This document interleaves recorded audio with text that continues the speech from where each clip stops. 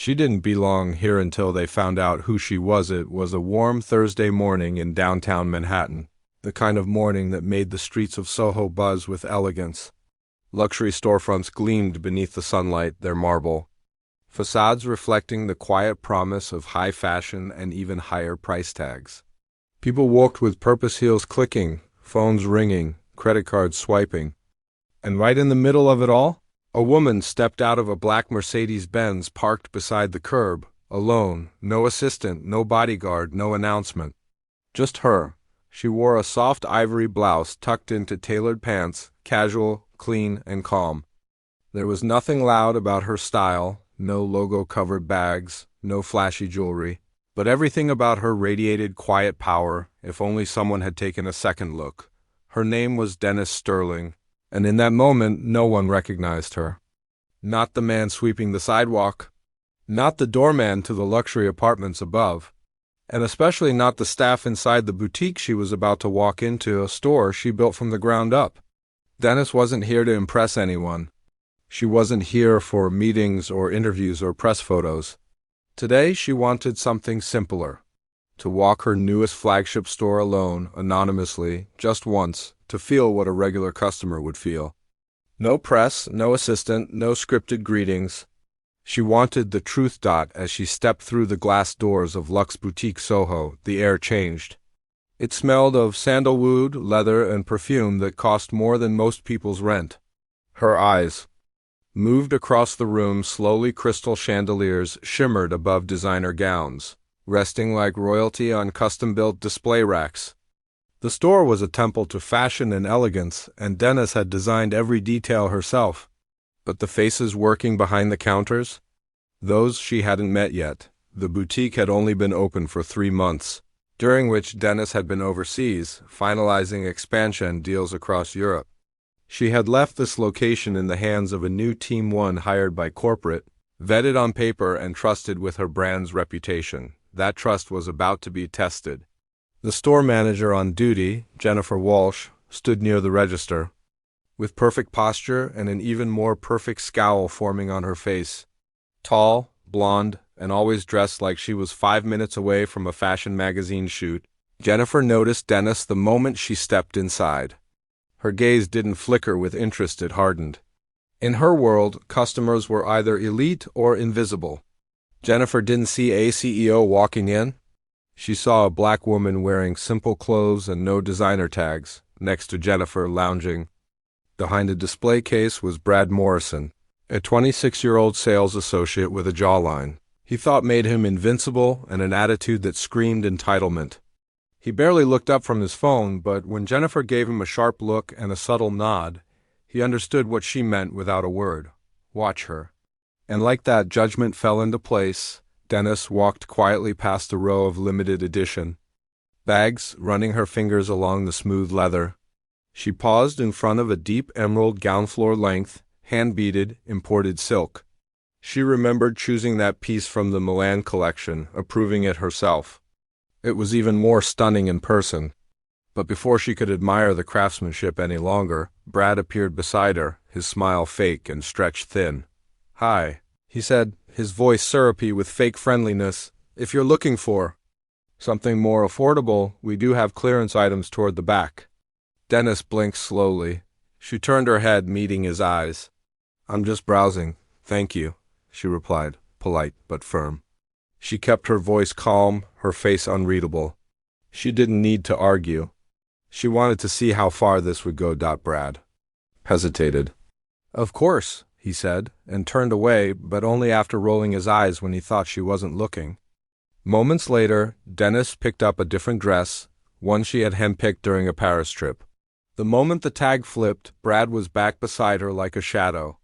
"That piece is $3,000, he warned, his tone sharper now, louder, as if announcing it to the room. "Just so you know." Dennis stayed still, letting the silence stretch before responding. "I can read," she said, voice still calm. "I'd like to try it on." Brad's lips curled slightly into a smirk. "It's store policy that only approved customers handle items from the couture section," he said. "Maybe something from our sale rack would be a better fit for you?" Before she could respond, Jennifer strutted over, clearly prepared to reinforce whatever Brad had just said. "Is there a problem here?" Jennifer asked, not to Dennis, but to Brad. "No," Dennis said for him. "Just wanted to try something." Jennifer looked Dennis up and down like she was scanning for dirt on a rug. "Unfortunately," she said coolly, "we reserve private fittings for customers who match the profile of our regular clientele. We've had some issues lately, with people handling expensive merchandise they couldn't afford. I'm sure you understand." That was it, the moment. The curtain dropped. Dennis stared at Jennifer for several seconds, not speaking, not blinking. Then she slowly pulled a metal platinum credit card from her wallet, heavy, sleek, and rare. The kind issued only to the wealthiest elite. She handed it over. Jennifer took it like it was contagious. She held it to the light, turned it over, then scowled. "This looks suspicious," she muttered. "I'm going to verify this before we go any further." That's when Dennis heard the whispers start. A couple across the store murmured, "Did she try to use a fake card?" Another customer peeked from behind a coat rack, pulling out their phone. Within seconds, Dennis Sterling, the founder of Luxe Boutique, was being publicly humiliated in her own store. Jennifer called out loud to the back, "Marcus, can you come here, please?" Marcus, the store's security guard, appeared almost instantly. A large man with calm eyes and a serious face, he approached Dennis like he was dealing with a potential threat. Jennifer turned to him and said, "Escort this woman out. She's disrupting the store and refusing to follow policy." Dennis didn't move. Her voice came slow and measured. "You sure you want to do this?" Jennifer didn't flinch. "Absolutely. You don't belong here." Those 5 words, "you don't belong here," burned hotter than a slap. But Dennis didn't shout. She didn't explain. She didn't show her ID or tell them who she was. She simply turned, let Marcus gently escort her toward the door. And just as her heels touched the sidewalk outside, she stopped, looked over her shoulder, and said 7 words that would haunt every person in that store forever. "You have no idea what you've done?" And in that moment, the countdown began. 7 minutes later, they would find out the truth. And it would change everything.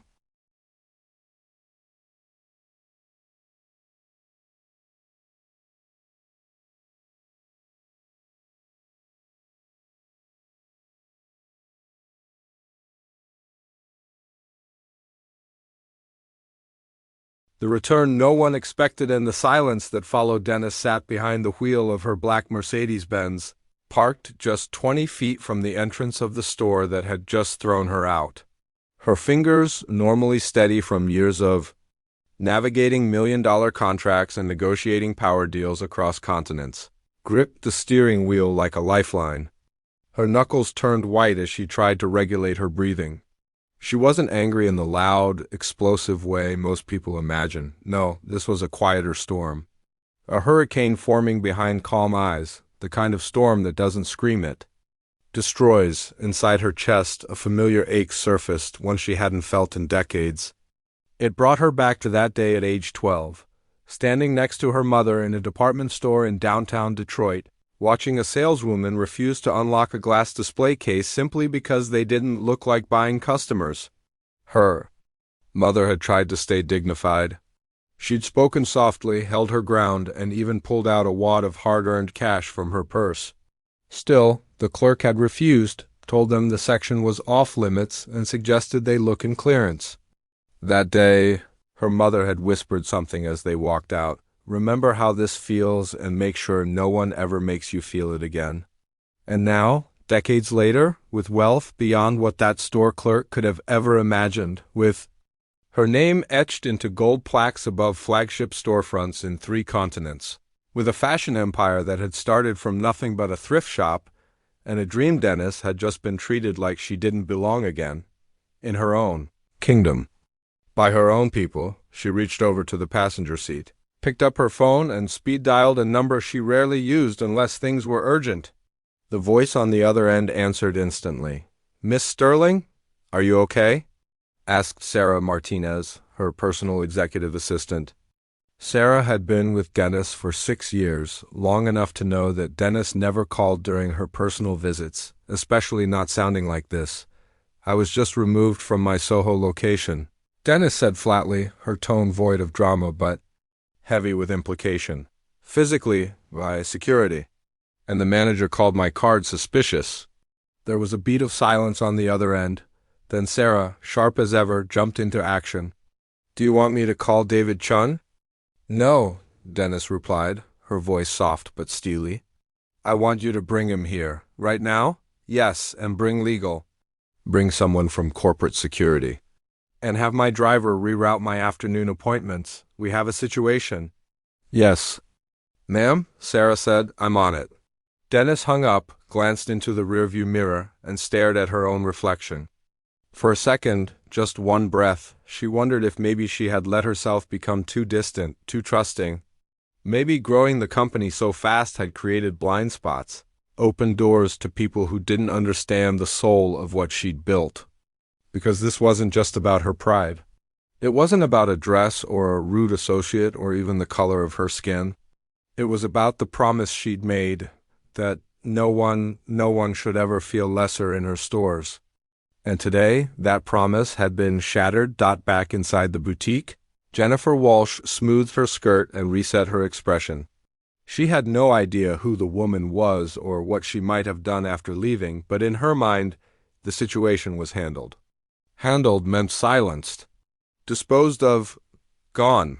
The woman hadn't yelled, hadn't made a scene, hadn't said her name. So Jennifer assumed she was just another entitled customer, maybe someone trying to pass off a fake card. Brad, meanwhile, had returned to his phone, sipping iced coffee like nothing had happened. Marcus, the security guard, stood by the door, silent but visibly uneasy. Something about that woman's final words had stuck with him. "You have no idea what you've done." It hadn't sounded like a threat. It had sounded like a fact. Then, at exactly 12:07 p.m., 7 minutes after Dennis had walked out the front doors opened again. The bell chimed like it always did. But this time, it wasn't a customer entering. It was David Chun, regional director for Luxe Boutique. His face was calm, but his pace was urgent. He didn't pause to browse. He didn't look around. He walked straight to the front register where Jennifer was adjusting a scarf display. "Jennifer," he said sharply. "Office now," Jennifer blinked. "David, what a surprise." "I wasn't expecting. I'm not here for surprises. Office now." His voice carried weight, the kind of weight that only came from someone with real power. Jennifer hesitated, then motioned awkwardly for Brad to follow. Brad didn't know what was happening, but he was curious enough to tag along. They moved into the small glass-walled office at the back of the boutique. David closed the door behind them, locked it, and turned to face them both. "What happened here this morning?" he asked flatly. Jennifer's eyes darted. "Oh, it was nothing serious. We had an issue with a difficult customer. She came in, acted like she owned the place, refused to respect store policies. We handled it professionally." David narrowed his eyes. "You handled it professionally by accusing her of fraud? By denying her service? By physically removing her from the premises?" Jennifer stiffened. She was disruptive. She was insisting on trying on high-value merchandise. And then she pulled out a card that didn't look right. "That card," David interrupted, "is tied to one of the most exclusive client accounts in our entire network. And the woman you threw out? That was Dennis Sterling." Silence. Absolute silence. Brad's jaw dropped open, his mouth forming words that wouldn't come. Jennifer's face turned pale. It was like every organ in her body had frozen at once. Her lips parted, but no sound came. David let the weight of that name sink in. Dennis Sterling. The woman whose initials were etched into the marble plaques, whose vision created their salaries, whose decisions dictated the very dress code they were so eager to enforce. "She was testing you," David said coldly. "She wanted to see how her employees treated customers." "And you failed? Spectacularly?" Jennifer stumbled back into the office chair behind her, the fake confidence draining from her posture like air from a balloon. She didn't say who she was." "She didn't have to," David snapped. Because it's your job to treat every customer with respect, not just the ones wearing diamonds and carrying Birkin bags. You threw out the owner of this company. You humiliated her. And she's on her way back right now. What? Brad choked out. Wait, what do we say? What do we do? You don't say anything, David said, pulling open the office door. You stand there and you wait. Jennifer stood up shakily. David, please, we didn't mean, but he was already gone, and less than a minute later, the glass doors opened again. She was back. This time, Dennis Sterling didn't arrive in soft ivory and calm shoes. She stepped through the doors in. A sharp, black power suit tailored so precisely it looked sculpted to her frame. Her heels hit the marble like a metronome of authority. Behind her walked two women in business attire and a tall man with a face like stone. Her legal team, her executive assistant, corporate security. Every eye turned. The same customers who had judged her earlier now stared in frozen disbelief. The same staff who had laughed behind her back now looked like they were bracing for judgment. Marcus, the security guard, stepped backward, hands behind his back, eyes wide with realization. Dennis's face held no visible rage, no raised eyebrows or sneers, but her expression was something worse. It was controlled. And there is nothing more terrifying than a powerful woman who is silent and in control. She didn't ask permission to walk behind the register. She didn't need to. She took her place there like a judge preparing to deliver a sentence. Jennifer stepped forward, trembling. Miss Sterling. Be quiet, Dennis said, not a shout. Just a command. One that made Jennifer freeze mid-step. I want every employee in this store to stand in the center, now. Marcus, Brad, Jennifer, two other floor associates, everyone gathered in the center of the boutique like soldiers waiting for inspection. The customers had stopped pretending to shop. Some were recording. Others just stood, stunned, caught in the tension that now soaked the air. Dennis looked at her watch. It took you 7 minutes to forget what this brand stands for, she said, her voice even, unflinching. 7 minutes to reduce a human being to nothing. 7 minutes to strip me of dignity in a store I built with my own hands. 7 minutes to prove that respect was never part of your job, but judgment was. No one moved. No one breathed. She turned to Jennifer, then Brad. In those 7 minutes, you showed me who you really are. But more importantly, you reminded me why I started this company in the first place. And now, I'm going to show you what happens when you treat people like they don't belong. And just like that, the storm Dennis had been holding back for years was about to begin.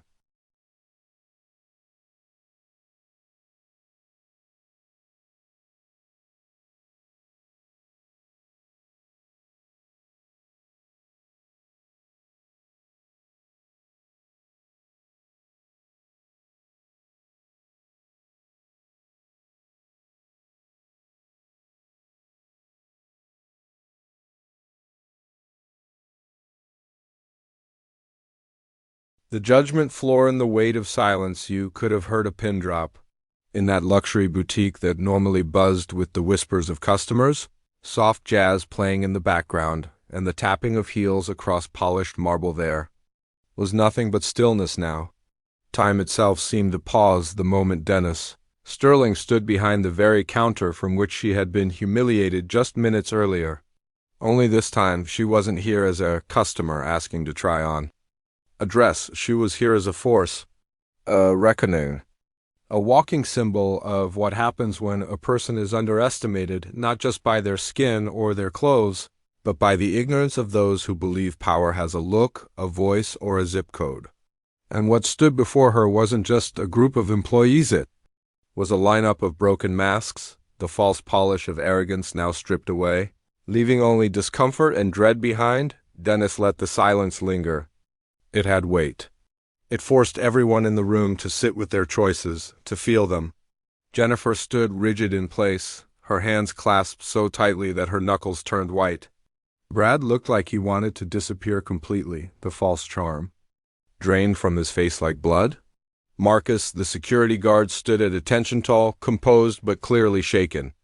And the remaining floor staff, two younger associates who had stood back during the incident, shifted uncomfortably as they realized they were witnessing something bigger than a firing. They were witnessing the story that would be told for years inside the company. A story about what happens when someone mistakes kindness for weakness and then mistakes that weakness for permission to discriminate. Dennis turned slowly, meeting each gaze like a spotlight. She didn't need to shout. Her voice didn't need volume. It had authority.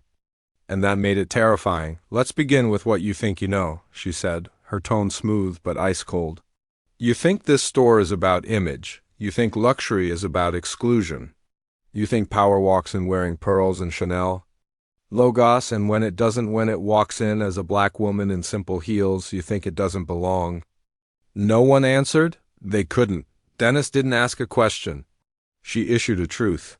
"I built this store from nothing," she continued. "Not this one location, but all of it. The brand, the culture, the mission. I spent years scrubbing floors, folding clearance racks, saving every penny I made while other people told me fashion was for people with connections, not people with food stamps and calloused hands. I've faced down investors who laughed in my face, landlords who wouldn't lease to me, and critics who said people like me could never build something this refined. And still, I built it." Dennis walked around the room slowly, the click of her heels echoing like a clock counting down. "And do you know what I said the day I opened my first boutique in Atlanta? I said this company would never become one of them. We wouldn't be the kind of place that made people feel small. We wouldn't judge by accent or skin or shoes. We wouldn't forget where we came from. And most of all, we would never turn dignity into a luxury." Her eyes locked on Brad. "Do you know what it feels like, Brad, to be told that you can't afford something before you've even opened your mouth? Do you know what it's like to walk into a place you built from the ground up, only to be told with a smirk that the real owner would never waste their time on someone like you?" Brad's throat moved like he wanted to speak, but no words came. He looked around the store, anywhere but at her, his chest rising and falling with panic. But Dennis gave him no out.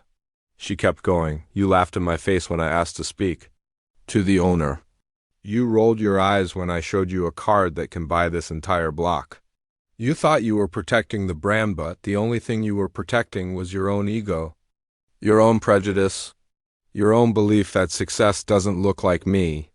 Then she turned to Jennifer, who stood rooted like a statue, her mascara beginning to smudge at the corners from the sweat forming on her brow. Dennis's tone sharpened, like a blade drawn from its sheath. "And you, Jennifer.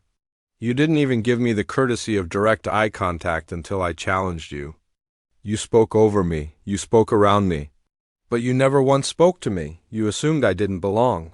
You assumed that protecting your fantasy of who deserves luxury meant denying it to someone who didn't fit your mold. You assumed you had the right to decide who mattered." Jennifer finally broke, her voice trembling like a cracked violin string. "I didn't know who you were," Dennis nodded. "Exactly. And that's the problem. You didn't know, so you assumed. You didn't ask. You didn't offer grace. You judged. And that tells me everything I need to know about who you are." She paused, then faced the remaining staff and the customers still standing by, many of whom had their hands over their mouths in disbelief. A few had tears in their eyes. Some had filmed everything.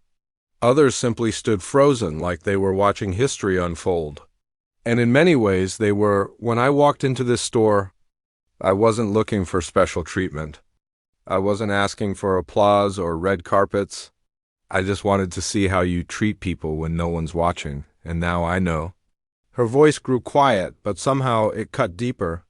You failed the test. Not because you didn't recognize me, but because you didn't recognize respect, and that's worse. Behind her, Sarah stepped forward with a tablet and stylus. "Miss Sterling," she said softly, "corporate is on standby. HR is ready for immediate action. Do you want to begin the terminations now?" Dennis nodded but didn't look away from her employees. "Yes," she said, "but not just with firings. First, I want them to understand the impact of what they've done." She motioned toward the glass doors. "Bring in Mrs. Hamilton." From outside, an older white woman stepped into the boutique. She was dressed impeccably elegant, wealthy and visibly shaken. Her name was Catherine Hamilton, and just an hour earlier, she had been shopping in the boutique, receiving VIP service from Jennifer and Brad while Dennis was being humiliated. But Mrs. Hamilton had seen everything. She had said nothing at the time, but now her conscience had caught up with her. "I watched it all," she said, her voice shaky. "And I didn't say a word. I saw how they treated you, and I didn't step in. I assumed, just like they did, that maybe you were in the wrong place. I was wrong, deeply wrong. And I am ashamed." Dennis turned to her with grace. "You speaking up now matters. And I thank you for that." Then she addressed the room again. "This is how it starts. Silence, assumptions, people watching prejudice happen and saying nothing. That's how racism survives. That's how disrespect spreads, but not in my house, not under my name." She walked back to the center of the boutique where Jennifer and Brad still stood. "Now," she said, "let's talk about consequences." And what happened next would become a viral lesson in leadership, justice, and what it truly means to protect your brand. Consequences have a name and it's hers. There was no ceremony to what came next, no gavel to bang, no stage to step upon, and no public relations team carefully scripting her words, just truth. Raw and unfiltered, standing in the middle of a boutique soaked in silence and discomfort. But in a world obsessed with appearances, Dennis Sterling knew that the most powerful moments were often the ugliest. She didn't need theatrics. She had something far more devastating: clarity, evidence, and the full weight of her legacy. And now, that weight was about to fall on the shoulders of those who had proven themselves unworthy to carry it. She turned to David Chun, her regional director, who stood to the side with a tablet in hand, watching everything unfold with a tight jaw and clenched fist.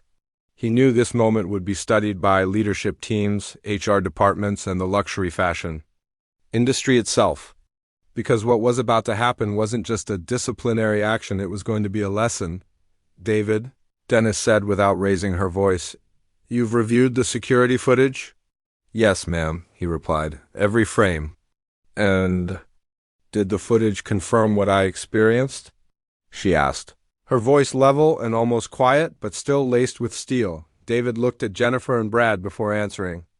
"It did. Everything you described. The profiling, the dismissal, the disrespect, the humiliation, it's all on camera. There's no room for misunderstanding.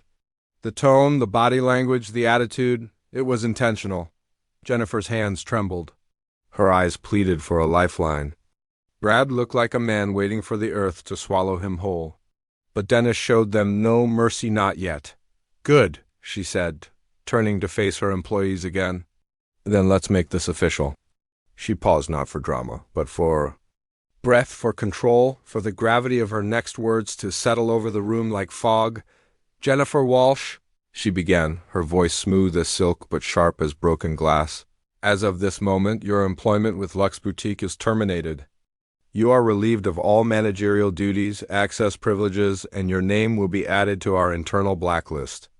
You are banned from working in any of our retail locations globally, and your actions today will be documented in a formal complaint with our legal team." Jennifer gasped softly, the sound of a woman trying to inhale while drowning. "Please," she whispered, "Miss Sterling, I was only trying to uphold the standards of the brand. I didn't mean—" Dennis held up a hand not out of kindness, but command. "You don't get to define this brand. I do, and what you did today violated every value I've built this company upon. You made decisions based on race.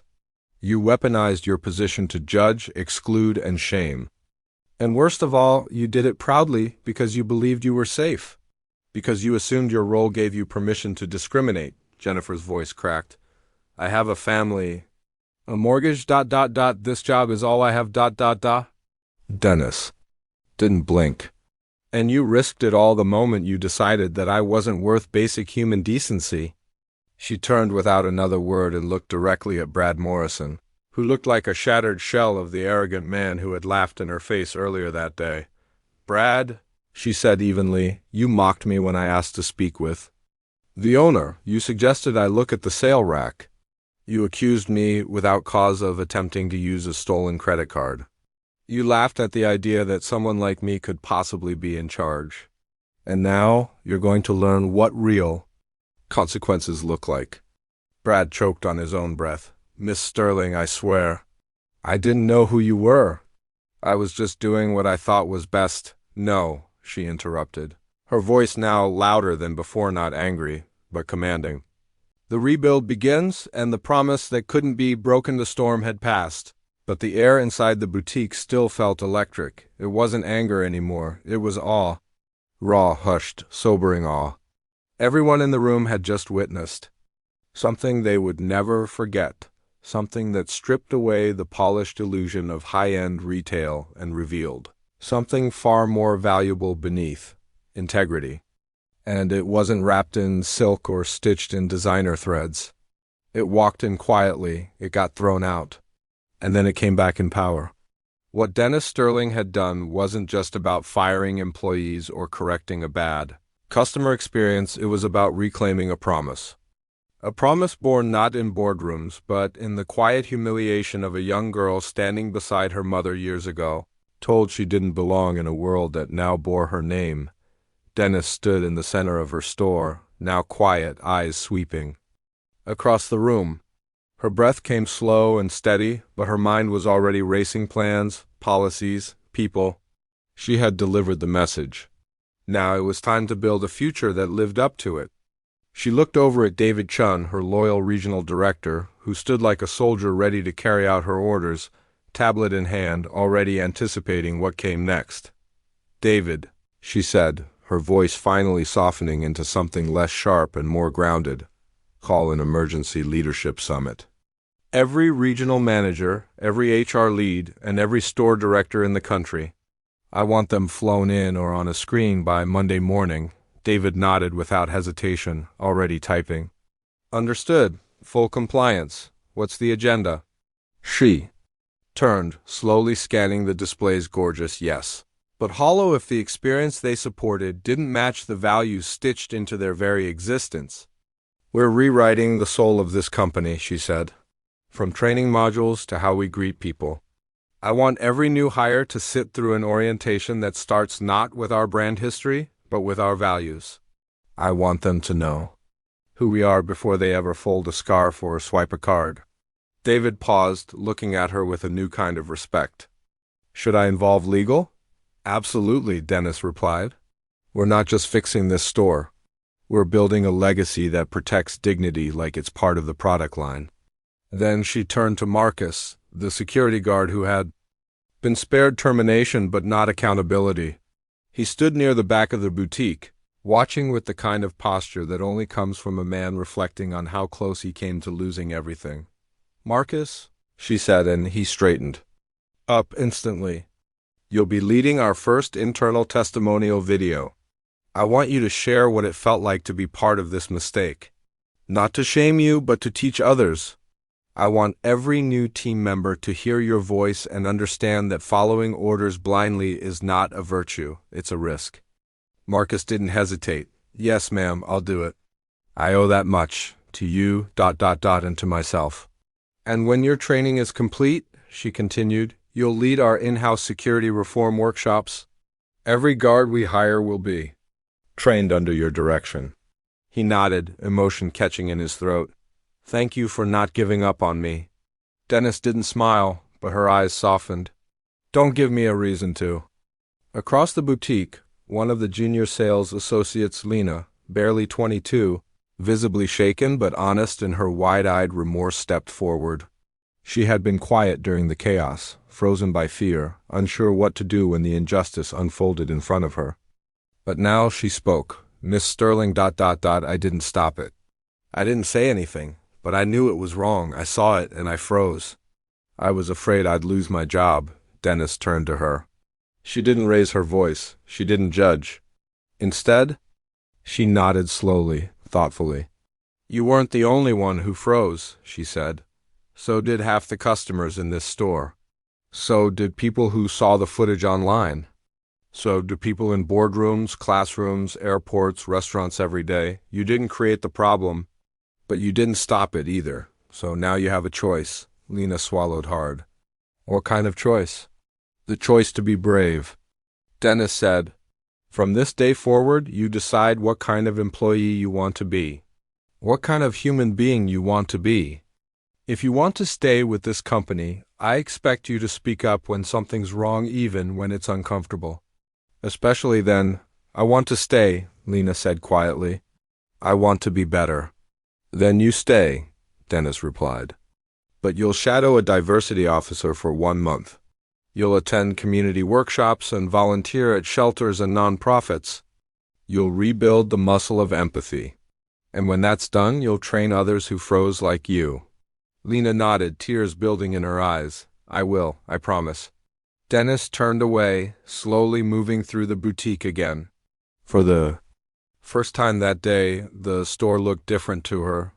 Not because the merchandise had changed, but because now it meant something again.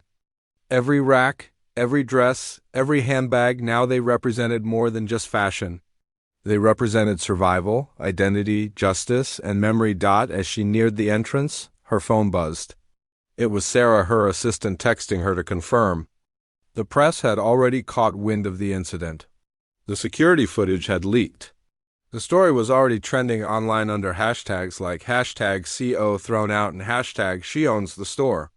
But Dennis didn't flinch, she didn't panic. She welcomed it. Let them see it, she thought.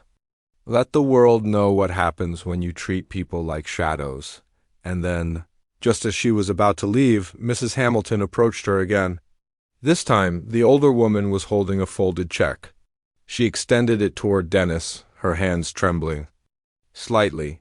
This is a donation, she said softly, for your new inclusion program. I come from a world where money often silences things like this, but after what I witnessed today, I want to use my privilege to help you amplify the message. Dennis took the check, read the amount, a 6-figure donation, and nodded once. Thank you, Mrs. Hamilton. That means more than you know. I'll also be speaking to my board, she added. I sit on the board of 2 national fashion associations. The legacy she promised, and the future she built. 6 months had passed since that unforgettable afternoon in the Luxe Boutique Soho store, and yet for those who witnessed it, time seemed frozen in a loop, forever echoing the moment when silence was shattered by truth. What began as a quiet visit from a CEO had exploded into a global conversation about dignity, inclusion, and the danger of assumption. And while the world moved forward, something had changed, something visible, measurable, and irreversible. Inside corporate offices, retail training centers, and fashion boardrooms, the name Dennis Sterling was no longer just a success story. It was now a symbol of what leadership looked like when rooted in purpose, not performance. It wasn't about revenge. It was about recalibration, realignment, reform. The Soho flagship store had transformed more in 6 months than most retail locations did in 6 years. Gone were the cold glass counters guarded like thrones. Gone was the subtle class hierarchy, the silent rules about who was allowed to belong. In its place stood something radical for the luxury fashion world, a space defined not by exclusivity, but by empowerment. Every customer was greeted the same way, regardless of how they dressed or what bag they carried. The store's walls now featured an engraved quote from Dennis herself: "Real luxury is not about exclusion. It's about reminding people that they never needed permission to be seen." The changes weren't just cosmetic. Dennis's inclusion initiative, born from the ashes of humiliation, had expanded across all 52 Luxe Boutique locations. Every employee, no matter their position, went through a new mandatory training course called The Mirror Room, a 2-day immersive workshop where they listened to real stories from real customers who had been dismissed, profiled, or judged.